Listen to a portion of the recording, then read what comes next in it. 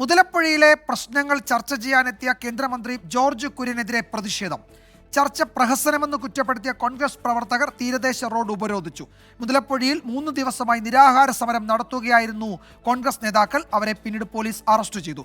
പുലിമുട്ടിന്റെ ഘടന മാറ്റുന്നതിൽ സംസ്ഥാന സർക്കാർ DPR സമർപ്പിച്ചാൽ തീരുമാനം എടുക്കുമെന്ന് കേന്ദ്രമന്ത്രി പിന്നീട് അറിയിച്ചു.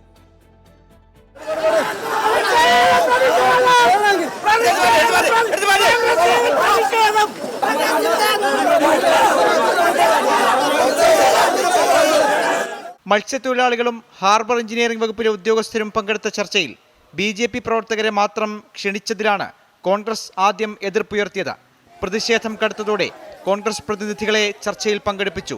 മുതലപ്പുഴയിലെ പുലിമുട്ട് ഘടന മാറ്റാൻ സംസ്ഥാന സർക്കാർ DPR സമർപ്പിച്ചാൽ കേന്ദ്രം എത്രയും വേഗം അനുമതി നൽകുമെന്ന് യോഗത്തിന് ശേഷം കേന്ദ്രമന്ത്രി ജോർജ് കുര്യൻ പറഞ്ഞു. ജനങ്ങളുമായിട്ടുള്ള ചർച്ച നടന്നു, ഉദ്യോഗസ്ഥരുമായിട്ടുള്ള ചർച്ച നടന്നു. ഇനി ഫർദറായിട്ട് ഈ ഇവിടുന്ന് DPR കിട്ടുന്നതിൻ്റെ ഫൈനൽ കിട്ടുന്നതിൻ്റെ അടിസ്ഥാനത്തിൽ അത് നടക്കും.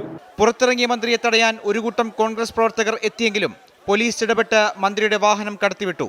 പലതവണ ചർച്ചകൾ നടത്തിയിട്ടും മുതലപ്പുഴയിലെ അപകടങ്ങൾക്ക് കുറവുണ്ടായില്ല എന്ന് ചൂണ്ടിക്കാട്ടി പ്രവർത്തകർ റോഡ് ഉപരോധിച്ചു. പിന്നാലെ അറസ്റ്റ്.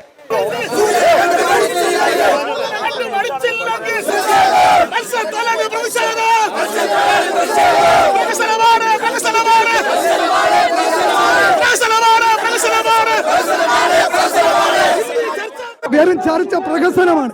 ജനങ്ങളെ പറ്റിക്കാനുള്ള പ്രഹസന ചർച്ചയാണിത്. തീരദേശത്തെ പാവപ്പെട്ടവരെ പറ്റിക്കുകയാണ് ഇവിടുത്തെ മന്ത്രി ചെയ്യുന്നത്.